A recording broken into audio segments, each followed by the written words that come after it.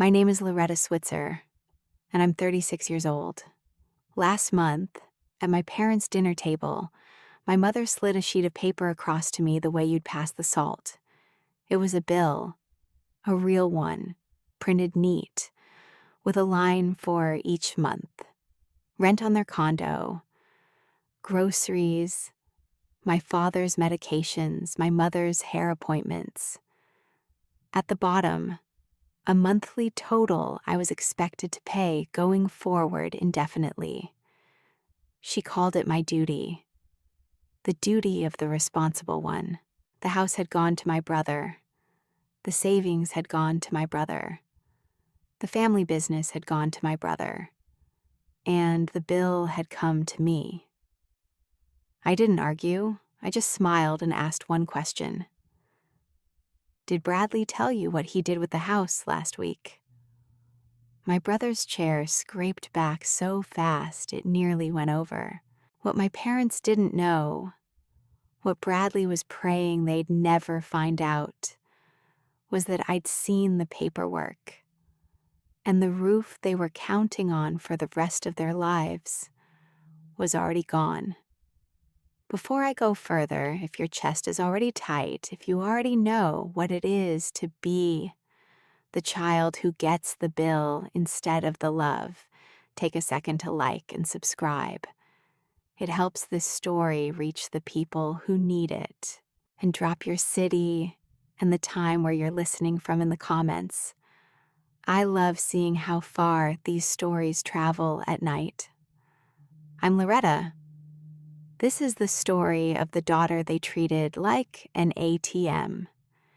And the week she found out exactly what the golden child had done. To understand that bill, you have to understand the house. And to understand the house, you have to go back to the day they decided which child counted. We weren't rich. I want to say that up front, because people hear family business and picture something grand. It wasn't. My father ran a metal fabrication shop on the edge of Grove City, Ohio. Switzer and Son, the sign said, and the sun was painted on before my brother could even spell it. That sign told you everything about how the family was organized, years before anyone said it out loud. There were two of us, Bradley, 3 years older, and me. From the time I can remember, there was a current in our house, and it ran one direction, toward him. Bradley was going to take over the shop. That was settled before he hit double digits. He was the future, the heir, the sun on the sign. Everything that happened in our family got filtered through one question. What does this mean for Bradley? And me? I was the responsible one. That's the phrase they used, and they used it like a compliment, the way you'd praise a reliable appliance. Loretta's the responsible one. It meant I did my homework without being asked. It meant I got the after-school job at 15, and Bradley didn't. It meant when money was tight, I was the one who heard about it, who was told to understand, to make do, to be mature. It took me 30 years to understand that responsible one wasn't a compliment at all. It was a job assignment. They'd looked at 2 children and decided one would be cherished and one would be useful, and they told the useful one she was lucky to have a role. My father used to say it at the dinner table, a beer in his hand, nodding at me like he was handing me something. Bradley's got the vision. Loretta keeps her feet on the ground. Vision and feet. One of us got to dream, and one of us got to stand there holding the dream up. The house was the center of it all, the one we grew up in. A modest 2-story on a street of identical modest 2 stories. But to my parents, it was the proof that they'd made it, that a metalworker and a homemaker had built something solid enough to pass down. and it was always understood, never debated, that it would pass down to Bradley. The house, the shop, the name. He was the continuation. I was the help.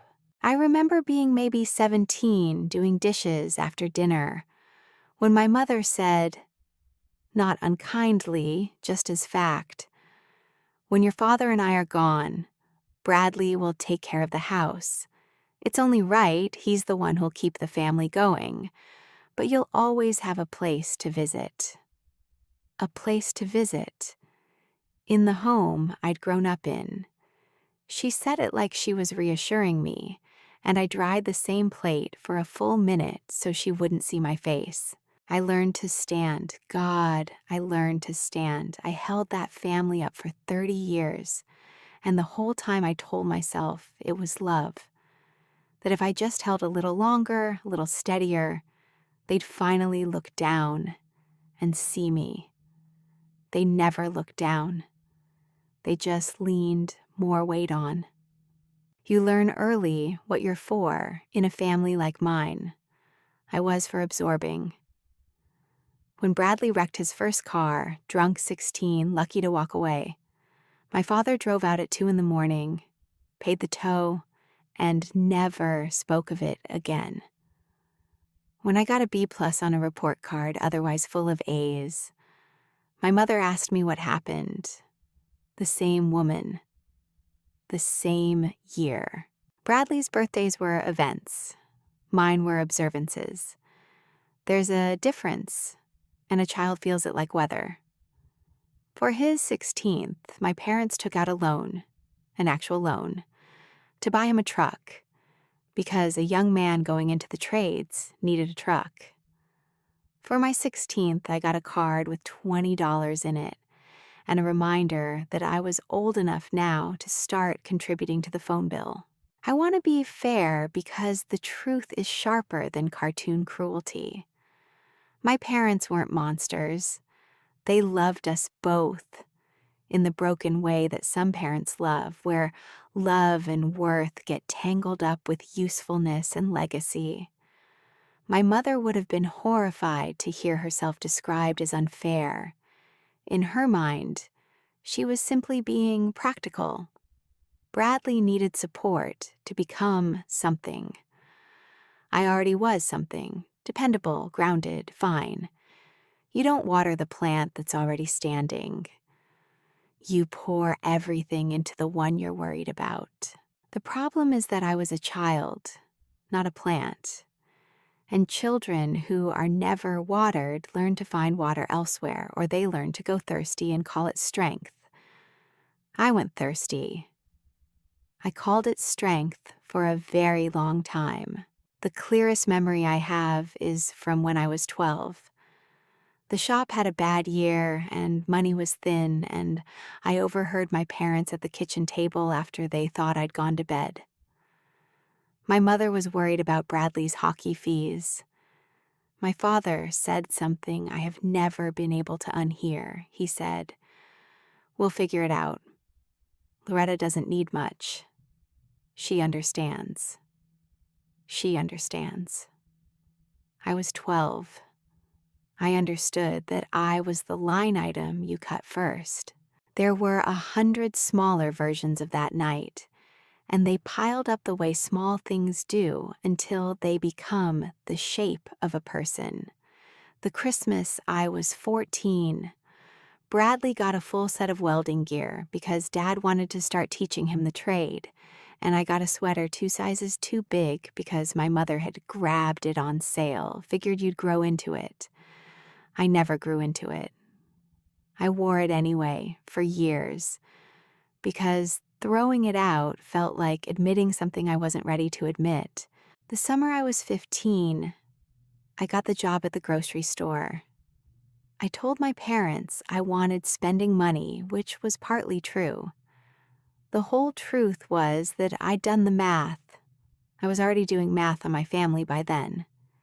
And I'd realized that money I earned myself was the only money that came without a lecture attached. Bradley got an allowance into his senior year of high school. I got a time card, and when I'd come home from a closing shift at 11 at night, my feet aching, my mother would say, "See, this is why we don't worry about you. You've got your head on straight." Praise for not needing them. The only kind of praise the responsible one ever got. I used to lie in bed and construct elaborate fantasies, not of wealth, not of escape, but of being worried about. I'd imagine getting sick, nothing serious, just sick enough that my mother would sit on the edge of my bed and put her hand on my forehead and cancel her plans to take care of me. That was the fantasy. To be, for one afternoon, the one they poured into instead of the one they leaned on. It never happened. When I got the flu at 16, I took care of myself, and Bradley had a tournament that weekend, and life went on the way it always did, with the current running one direction. I'm telling you these small things because the big betrayal at the end of this story didn't come from nowhere. It grew in this soil. A family that decides early and quietly that one child is precious and one child is useful is a family that has already written the ending. They just don't read it out loud until much later. If you grew up being praised for how little you needed, if you're so independent, was the prize you got for being neglected, tell me in the comments. I want to know I'm not the only one who learned that being easy to forget was the only love on offer. I left at 18 and I built a life with my own two hands because no one had ever offered me anyone else's. I went to a state school on loans and a job, studied finance, and graduated into a teller window at a regional bank in Columbus. I was good with money, not because I had any, but because I'd spent my whole childhood watching it be the thing that decided who mattered. I understood money the way some people understand a language they were raised inside. I worked my way up, teller to personal banker to credit analyst. By my mid-30s, I was underwriting commercial loans, reading the real financial story behind businesses that wanted the bank's money, spotting the ones that were healthy and the ones that were one bad quarter from collapse. It turned out I had a gift for seeing what people were hiding in their books. I'd been reading the gap between what my family said and what my family did since I was 12. Balance sheets were easy after that. I built a life that was mine. A one-bedroom apartment in Columbus with good light in the mornings. A handful of real friends, the kind I'd never had energy for as a kid, because all my energy went to holding the family up. I learned to cook for one and not feel sorry about it. I paid off my student loans myself, every dollar. And the day I made the final payment, I sat in my car in the bank parking lot and cried. Not from sadness, from a strange, lonely pride, because there was no one to call who would understand what it meant. My parents wouldn't have asked the balance. Bradley would have made it about himself. For a while, the distance helped. Columbus is only 20 minutes from Grove City, but I made it feel like a continent. I saw my parents on holidays. I kept Bradley at arm's length. I had my own apartment, my own quiet, my own life that no one was leaning on. But here's the thing about being raised as the responsible one. The training doesn't wash off. The phone would ring, and it would be my mother, and within 90 seconds, I'd be solving something. Bradley's late on the mortgage. Can you talk to him about budgeting? Your father's truck needs work. Do you know a fair mechanic? Always a task, never a question about my life. I'd hang up and realize we talked for 20 minutes, and she hadn't asked me a single thing about me. I dated a man for 2 years in my early 30s, a kind, steady accountant named Paul. And the thing that ended it, the thing he finally said gently on his way out, was that I treated him like one more person to take care of instead of someone who could take care of me. He wasn't wrong. I didn't know how to be cared for. No one had ever shown me. You can't pour from a cup, the saying goes, but no one warns you about the people who were raised as the pitcher, who were taught that emptying themselves was their value, and who feel, when someone tries to fill them, a kind of vertigo, like the floor isn't where it's supposed to be. I tell you this because I want you to understand the woman who sat at that dinner table. I wasn't strong because I was born strong. I was strong because I was never given the option of being anything else. And there is, a particular exhaustion in being everyone's foundation that no one ever asks about, because foundations aren't supposed to get tired. They're just supposed to hold. Then about 5 years ago, my parents retired. They handed the shop fully to Bradley. Switzer and Son became just Switzer, with Bradley's name on the door. They sold their old house and moved into a nice condo, and they signed papers I didn't think much about at the time. One of those papers, I'd learn later, was a power of attorney. They gave Bradley authority to handle the house and the paperwork, because he was nearby and they were tired, and he was, after all, the one they trusted with everything. They trusted him with everything. That sentence was the whole tragedy, and none of us could see it yet. The shop was dying. I didn't know that. Almost no one did. That was the genius and the horror of my brother. Bradley could keep a smile painted on a sinking ship better than anyone I've ever met. I started piecing it together only in fragments, and only later. The fabrication business had been struggling for years. Bigger competitors, cheaper overseas pricing, a couple of major clients lost. A healthy shop would have downsized, restructured, maybe sold. But Bradley wasn't running a healthy shop. He was running our father's legacy and his own identity as the son. And you don't let either of those die quietly. You borrow against them. He'd already drained what he could. He'd maxed the business credit lines. He'd taken a second mortgage on his own home, and still the shop bled. And still he smiled at Sunday dinners and talked about the big contract that was just around the corner. Always just around the corner. Meanwhile, my parents' retirement was a careful little structure built on two assumptions. The first was that Bradley would always take care of them, because he had the business and the house and the means. The second was that I, the responsible one, would fill any gaps, because that's what I was for. That second assumption arrived in the mail, made literal, last September. My mother called and asked me to come for dinner.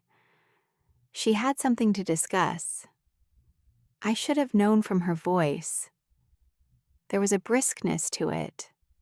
The tone she used for logistics, never for love. I drove out to the condo expecting maybe a request to help with their taxes. The condo itself told a story I hadn't fully read until that night. It was nice. Nicer than the house I'd grown up in. Granite counters, a view of a little landscaped pond. The kind of place that costs real money to live in. And it occurred to me, parking outside that I'd never once asked how they were affording it. I'd assumed Bradley was helping because Bradley had the business and the means, because that was the story. The responsible one, it turns out, hadn't been responsible enough to ask the one question that mattered.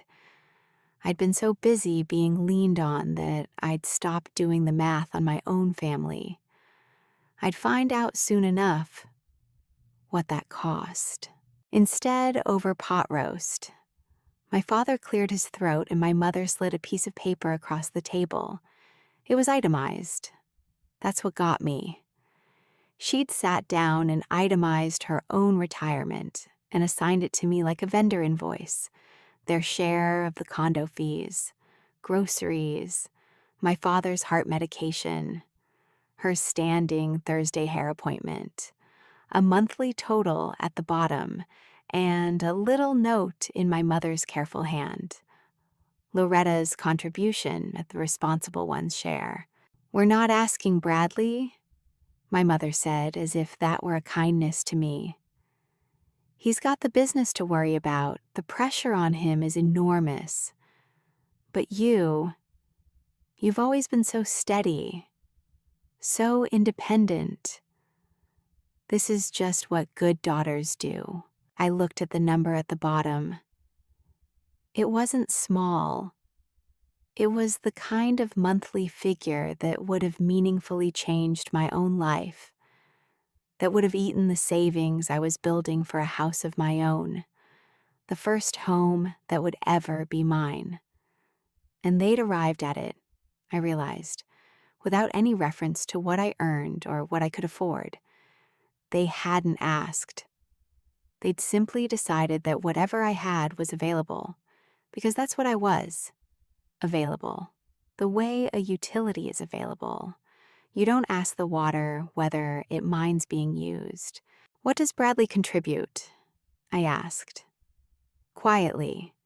Not an attack, a question. My mother looked almost offended. "Bradley gives us peace of mind. He runs the business your father built. He's carrying the family name forward. That's worth more than money, Loretta." She said it like a line she'd rehearsed, and maybe she had. "You wouldn't understand the pressure he's under." I sat there holding the bill for my own parents' retirement, in a condo I'd never been asked to help choose, having watched a house and a business and a lifetime of savings go to my brother. And I felt something I'd spent 30 years swallowing finally come all the way up. But I didn't say it. Not yet. Because I'm the responsible one. And the responsible one waits until she has the facts. I'd learned in a career of reading other people's books that you never accuse until the numbers are lined up and undeniable. You let the file build itself, then you let it speak. I took the bill home. I told them I'd think about it. My mother kissed my cheek at the door and said she knew I'd do the right thing. I always did. It sounded for the first time less like affection and more like a leash.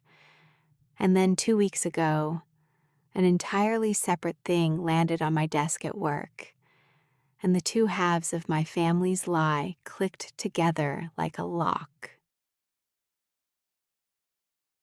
It came across my queue on a Tuesday. In the ordinary way, 1,000 loan files had come before it. A commercial loan application. A struggling fabrication company seeking a substantial cash infusion to bridge a temporary liquidity gap. I almost didn't look closely, now I have a high volume. But the business name stopped my hand on the mouse. Switzer Metal Fabrication. Grove City, Ohio. My brother's company, my father's old shop. For a moment, I just stared at it. There's a particular feeling when your two worlds, the one you escaped and the one you built, suddenly appear on the same screen. I'd spent 18 years putting distance between Loretta the banker and Loretta the responsible one, And here they were, collapsed into a single file with my brother's company name at the top. I should have flagged it immediately and recused myself. A conflict of interest like that, you hand off and you document it. And I did eventually exactly that. But first, God forgive me or don't, I've made my peace. I read it. I read every page, the way I'd read my family my whole life. The picture the file painted was not a temporary liquidity gap. It was a corpse in a nice suit. The business was insolvent. Revenue had collapsed over 2 years. I could see the slide quarter by quarter, the way you watch a patient's chart trend the wrong direction. The existing debts were staggering: maxed credit lines, vendor accounts in arrears, a second mortgage already taken against Bradley's own home. No responsible lender would have touched it as a standard commercial loan. And Bradley, who'd worked in business his whole life, would have known that. I knew this kind of file. I declined dozens of them. They have a smell. The smell of a person who has stopped trying to fix the problem and started trying to outrun it. Every number in that application was a man sprinting from a fire he'd set himself. So the application wasn't really a standard commercial loan. It was secured. There was collateral pledged, real property put up to guarantee the money, the thing the bank could seize if the loan went bad. That's the move you make when your numbers can't carry the loan on their own. You back it with something solid, something the bank can take. I scrolled to the collateral description. I read the property address, and the floor of my world tilted. Because I knew that address. I'd grown up 2 miles from it. I'd helped my parents move things into it 5 years ago. I'd parked outside it 2 weeks earlier and walked in to be handed a bill for the privilege of being their daughter. It was my parents' condo, the roof over their retirement, the one asset they had left that wasn't already Bradley's. My brother had pledged our parents' home as collateral to prop up his dying business, and our parents had no idea. I sat at my desk for a long time, not moving, the cursor blinking on that address. Let me explain what I was looking at in plain terms, because the cruelty of it is in the mechanics. When my parents retired, they'd signed a power of attorney giving Bradley authority over their property and paperwork. They thought it meant he could pay their bills and deal with the condo association while they enjoyed their retirement. To them, it was a convenience, a sign of trust in their wonderful son. To Bradley, in a desperate season, it was a key to a locked room. Using that authority, he had pledged their home as security for his loan. If the business failed, and the business was already a ghost, the bank would foreclose. My parents, in their mid-60s, would lose the only roof they had. They would be evicted from their retirement by a piece of paper they'd signed in love, weaponized by the son they'd given everything to. And the bill came back to me then, sitting in my desk drawer at home. Loretta's contribution, the responsible one's share. My parents were trying to squeeze a monthly retirement stipend out of me. The daughter they'd given nothing, while their actual security was being gambled away by the son they'd given everything. The money they wanted from me wasn't filling a gap. It was helping maintain the illusion that everything was fine, that Bradley had it handled, that the family ship was steady. I'd have been paying month after month to keep the lie afloat. I did the right thing professionally. I flagged the conflict, documented it, removed myself from the file, and handed it to my supervisor with a formal note. The loan, I should say, was not going to be approved on its merits regardless. The business was too far gone. But that wasn't the part that kept me up.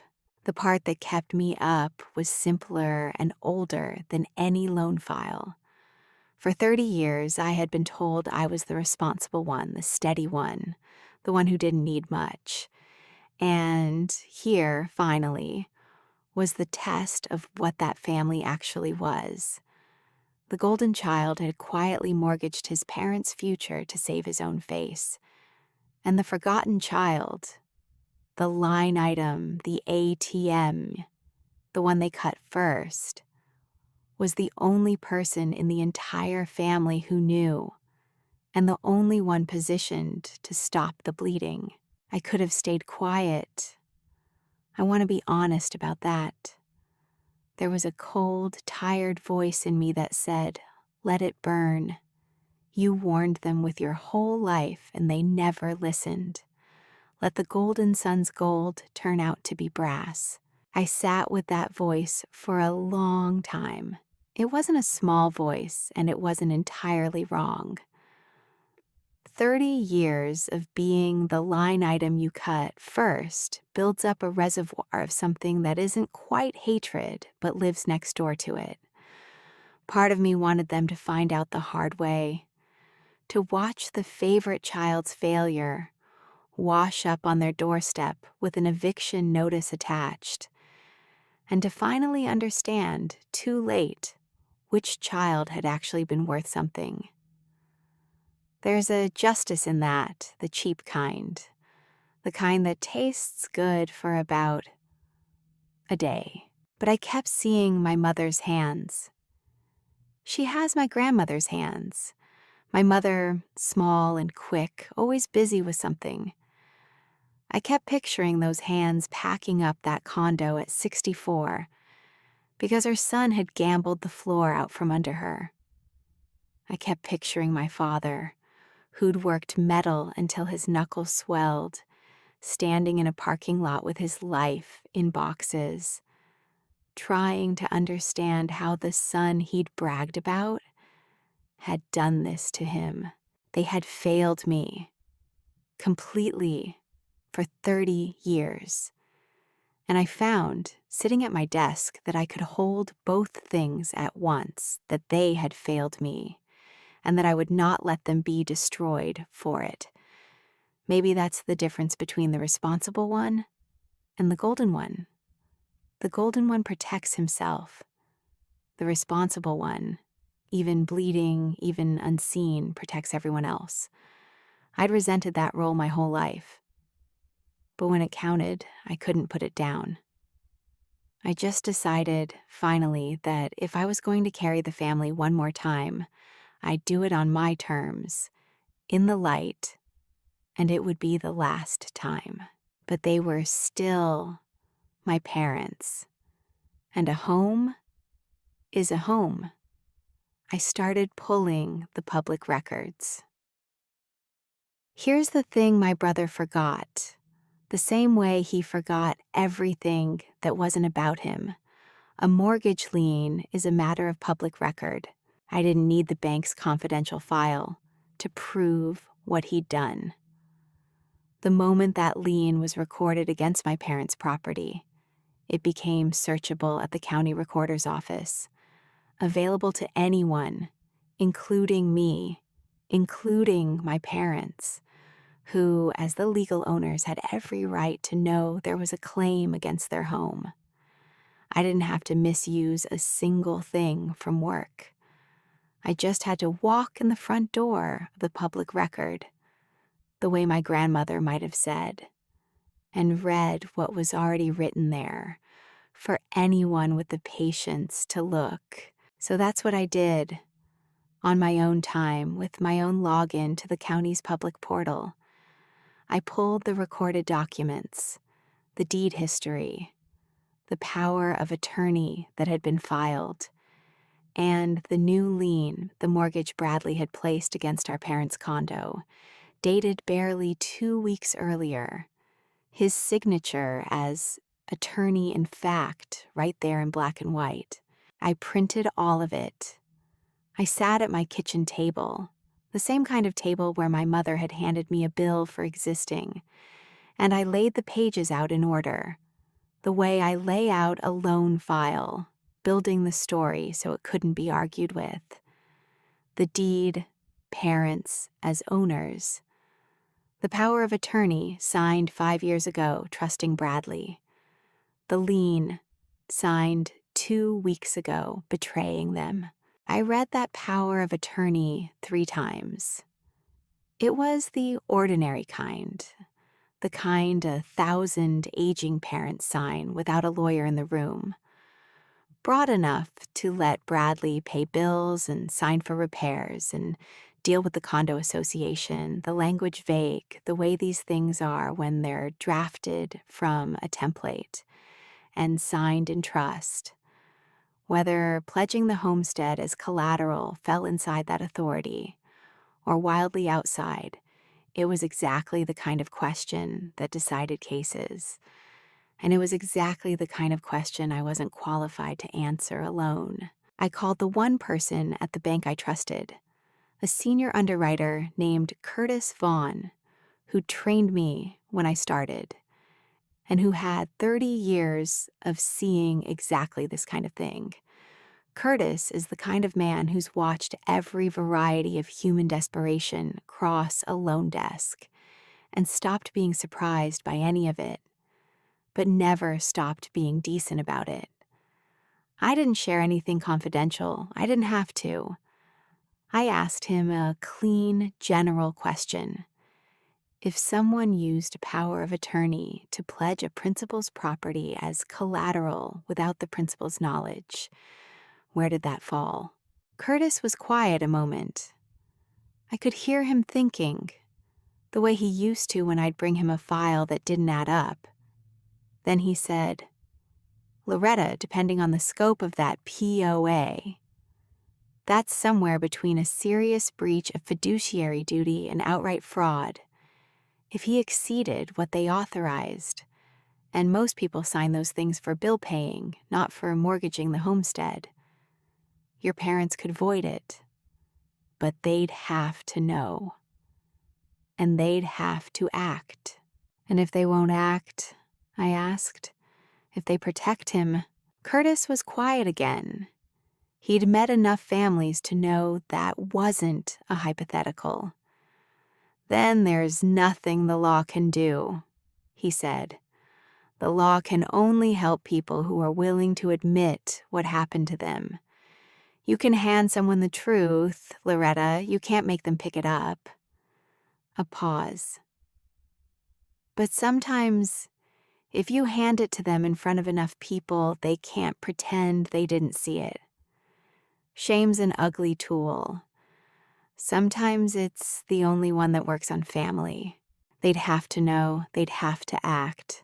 I looked at the pages spread across my table, and I knew that the knowing was going to have to happen out loud, in front of everyone, because that was the only way it would stick. My parents had spent 30 years not seeing what was in front of them.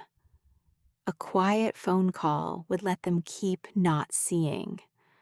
Bradley would smooth it over the way he smoothed everything. It's temporary. It's handled. Loretta's exaggerating. She's always been jealous. I knew the script before he opened his mouth. The only way to break a spell that old was to break it in the light. My mother called the next week to ask if I'd made a decision about my contribution.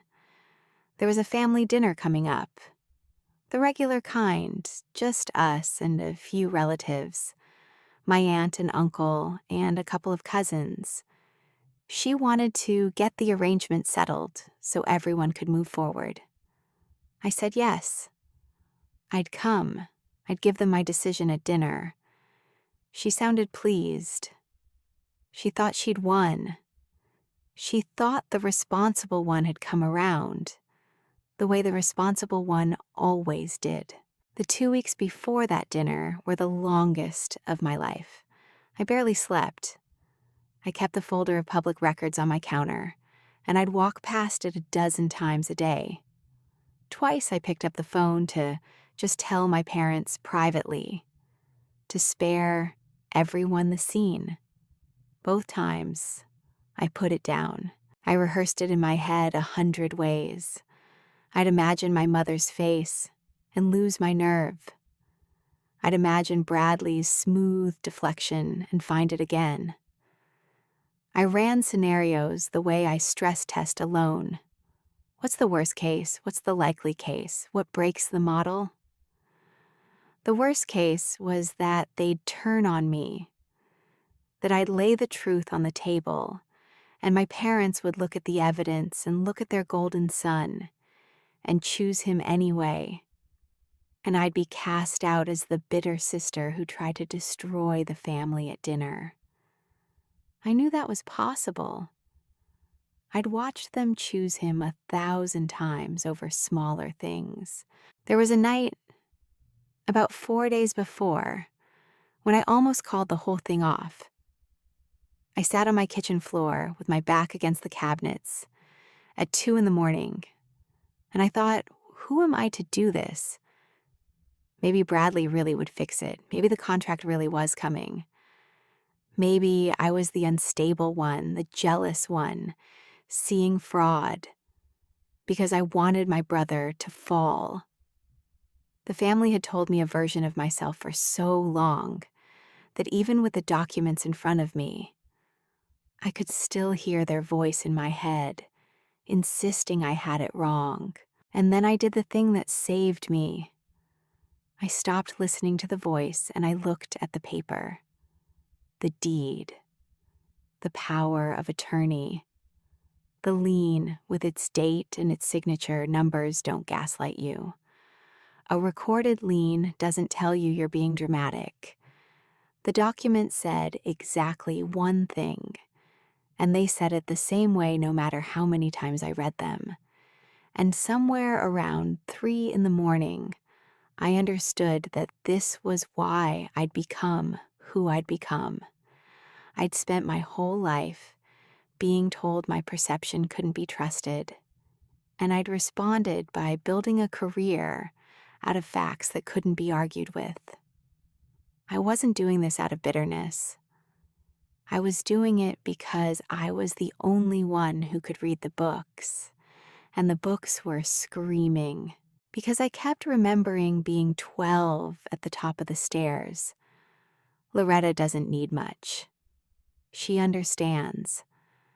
I kept remembering every dinner where Bradley had the vision and I had the feet. Every time the family had quietly decided, in a room I wasn't important enough to be consulted in, that I would carry the weight and he would carry the name. If I did this privately, it would disappear. They would protect him the way they always had. He'd keep his name on the door and the lien on their house and the bill in my drawer. And the only thing that would change is that I'd have become, officially, the family ATM. I'd worn them my whole life with my silence and my service. This time, I would warn them with the truth, where they couldn't look away. If you've ever loved people who only valued you for what you could carry and had to decide whether to keep caring or finally set it down in front of everyone, tell me below what you'd have done. I genuinely want to know. The dinner was at my parents' condo. 10 of us, maybe 11.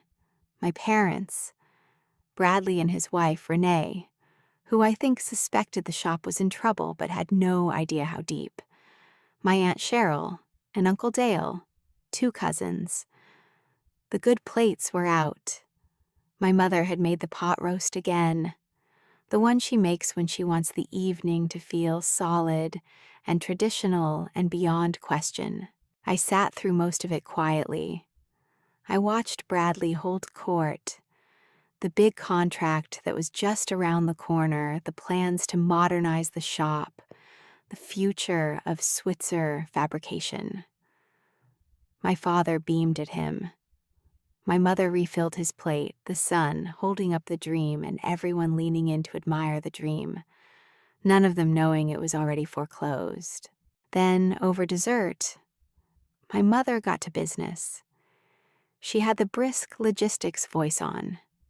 She mentioned, lightly, to the whole table that she and Dad had worked out a fair arrangement for their care going forward, and that Loretta has so generously agreed to take responsibility as the steady one. She actually smiled at me. She was performing my obedience for the relatives. See how the responsible one provides. My Aunt Cheryl nodded approvingly. My uncle made a comment about what a good daughter I was, how not every family was lucky enough to have a child with her head on straight. Bradley, across the table, didn't even look up from his pie. Why would he? This was the natural order. Loretta pays. Bradley's name stays on the door. The system that had run our family for 36 years was simply being formalized over dessert, with witnesses, so that it could never be questioned again. And I understood in that moment that the bill was never really about money. They didn't need my monthly stipend that badly, or they wouldn't have if the house were safe. The bill was about role. It was about getting me to sign in front of the family to a lifetime contract that said, I am the one who serves, and he is the one who is served. My mother wanted me to say yes at this table specifically because the relatives were here to see it. She was notarizing my place in the family. This was the moment I'd been raised for. Absorb, smile, agree, be useful, be forgotten.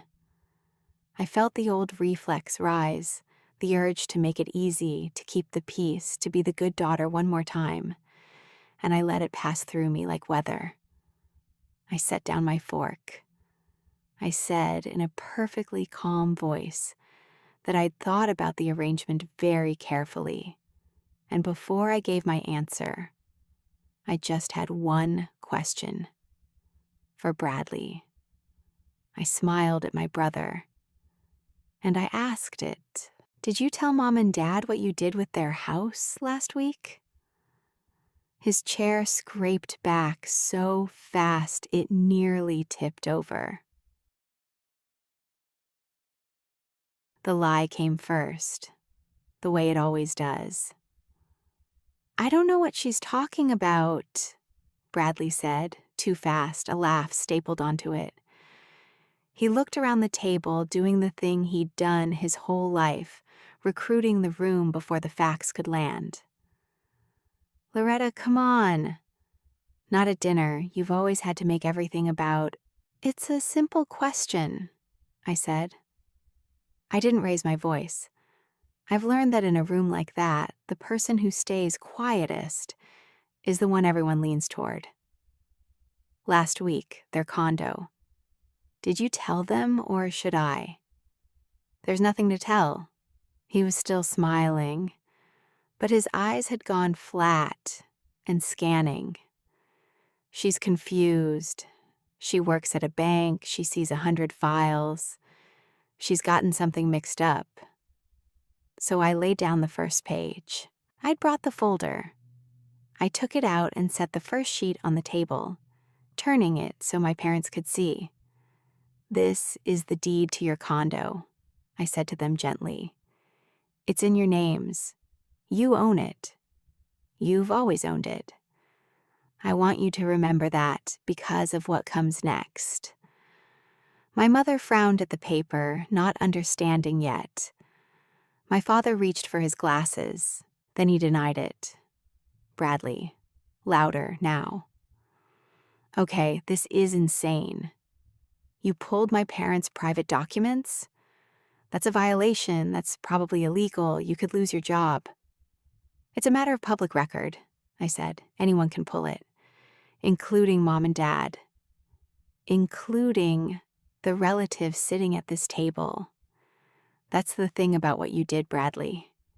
You did it in the daylight and just assumed no one who mattered would ever look. I let that sit. You forgot I look at this for a living. The room had gone very quiet. My aunt set down her coffee. So I gave them the stronger evidence. I laid down the second page. This is a power of attorney. You signed it 5 years ago when you retired. I was speaking to my parents now, only to them. You gave Bradley the authority to handle your paperwork. You thought it meant paying the condo fees, helping with forms. You trusted him. We did, my father said slowly.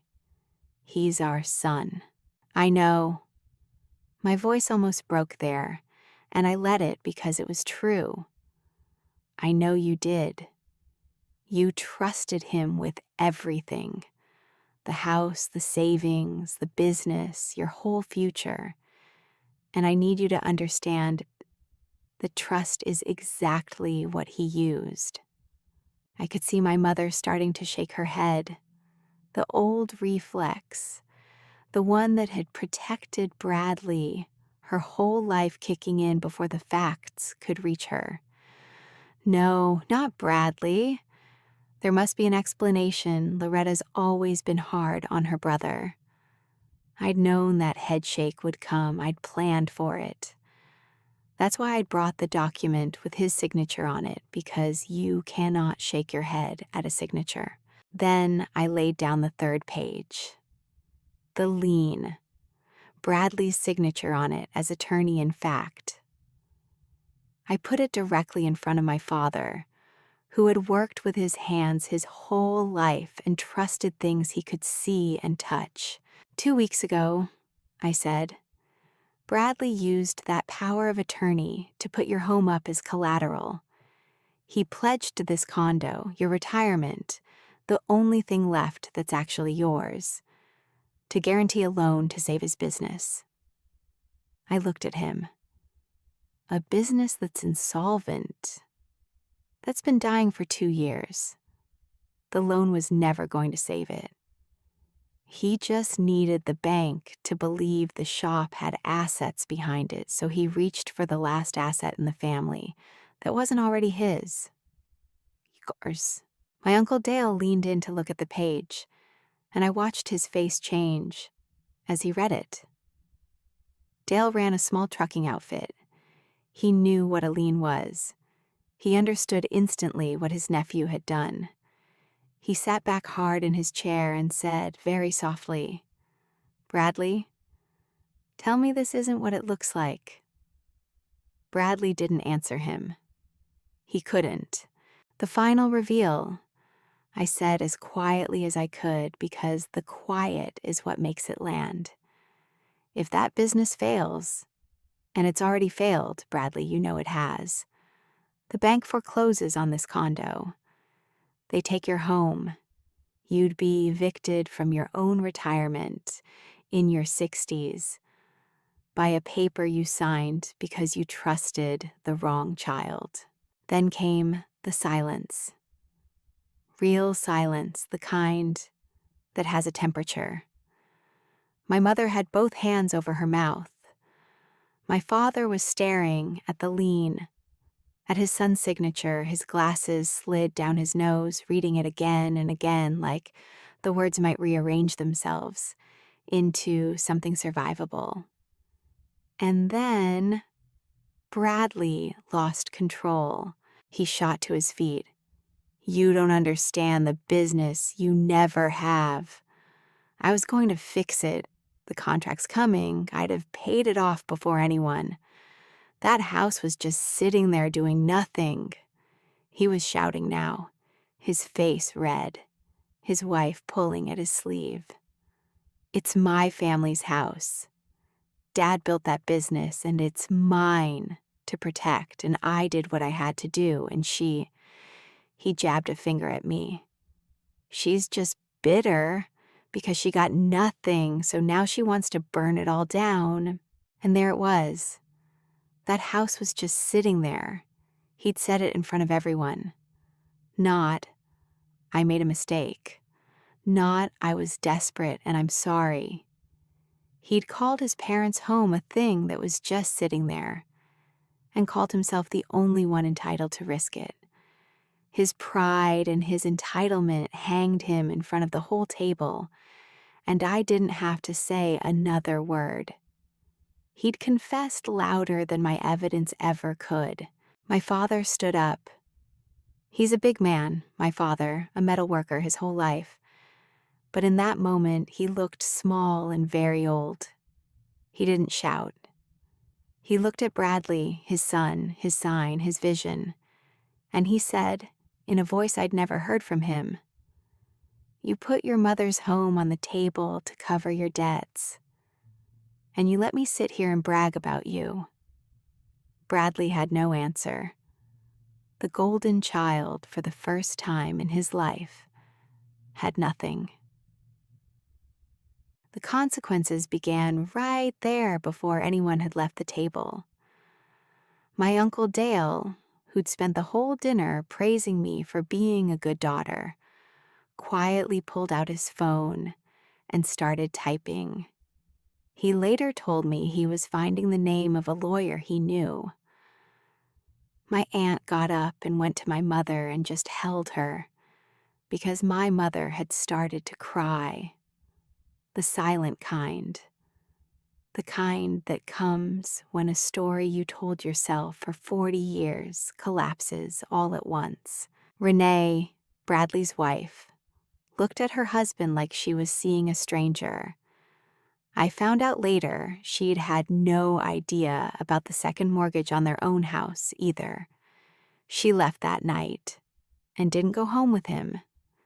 And my mother, who 2 weeks earlier had handed me an itemized bill for the privilege of being her daughter, turned to me with her ruined face and asked the question that undid me. "Why didn't you just tell us privately?" And I said the truest thing I know. "Because privately you'd have protected him. You always have. The only way you'd ever believe what he is and what I'm not was to see it in the light with everyone watching. I'm sorry, Mom. I couldn't save the house with a phone call. I could only save it with the truth." I gathered my pages. My hands were steady. 30 years of holding the family up, and the steadiest I'd ever felt was the moment I finally set it down. If you've ever had to choose between keeping the peace and saving the people who never protected you, and learn that sometimes love means refusing to be quiet, I'd want to hear what it cost you and what it gave back. The aftermath was less dramatic than the dinner, the way it always is. The real work happens in offices and documents, in slow, quiet repair. With the public records and Curtis's guidance, my parents got a lawyer fast. Uncle Dale's contact, as it turned out. Because the power of attorney had been granted for ordinary management, and Bradley had used it to encumber their homestead without their knowledge or benefit, the lawyer was able to challenge the lien as a breach of his authority. It wasn't instant, and it wasn't free. But the loan had not been approved on its merits anyway, that the business was too far gone. And with the fraud exposed and the bank notified, the lien against my parents' condo was unwound. They kept their home. The roof held. The business did not. Switzer Fabrication folded within month. It had been dead for 2 years. Bradley had just refused to let anyone bury it. He's facing the legal consequences of what he did with that power of attorney. That's between him, the lawyers, and the choices he made. He doesn't speak to me. I've made my peace with that. You can't lose what was never really there. I think about him sometimes, not with hatred, but with a strange clarity. Bradley wasn't born a villain. He was born the golden child, and that's its own kind of trap. He was handed everything and taught that the handing would never stop, that being the son meant the world would always rearrange itself to keep him standing. So when it didn't, when the business failed the way businesses fail, he had no muscle for it. He'd never been told no. He'd never had to carry anything. And a man who's never learned to carry weight will, when the weight finally comes, set it on whoever's nearest. In our family, that was always supposed to be me. He just reached past me, that one time, to the only people who'd loved him more than they loved the truth. I never paid the bill. I want to be clear about that, because someone always asks. I tore up the itemized invoice for my parents' retirement, and I told them the truth. I would help them as a daughter out of love in ways we decided together as equals. But I would never again be the family's line item, the responsible one, whose only value was what she could carry. The role was retired. Loretta, the ATM, is closed. My parents and I are something new now, and I won't pretend it's simple. There's 30 years of being unseen between us, and you don't cross that in a season. But something changed at that table. My mother called me last week, and for the first time I can remember, she didn't open with a task. She asked how I was. She asked about my life. We talked for an hour. She cried twice. So did I. It hasn't all been tender. There were weeks after the dinner when my mother was angry at me, not at Bradley, at me, for the way I'd done it, for humiliating the family in front of Cheryl and Dale, for not finding some gentler path. I understood it, even though it hurt. It's easier to be angry at the one who showed you the wound than at the one who made it. I let her be angry. I didn't defend myself, and I didn't apologize because I wasn't sorry. And a boundary you apologize for isn't a boundary. I just waited. And slowly, as the lawyer's work went on and the full scope of what Bradley had done came clear, her anger found its proper address. My father took it hardest, in the quiet way of men who built their whole identity on a name over a door. The shop was his life's work, and his son was supposed to be its future, and both of those things turned out to be hollow at the same time. He doesn't talk about it much, but he came to my apartment one Sunday, unannounced, which he'd never done in 18 years, and he sat at my little table and looked around at the life I'd built without any of them, and he said, "You did all this yourself." Not a question. I said yes. He nodded for a long time. Then he said, "I should have noticed." 4 words. From my father, it was an avalanche. She told me something I'll keep. She said, "We thought because you were strong, you didn't need us. We were wrong. Strong people need to be chosen, too. It's not everything. It doesn't undo the stairs, the bill, the sign that said son before my brother could spell. But it's the first time in my life either of my parents looked down at the person who'd been holding everything up and actually saw her. They gave my brother the house, the savings, and the business. He nearly lost them everything, and the daughter they only ever billed turned out to be the one who saved the roof. I'm not the responsible one anymore. I never was, really. I was just the one who loved them enough to tell the truth when it cost me the most. And that, it turns out, is a different thing entirely. That's the line they forgot to put on the bill.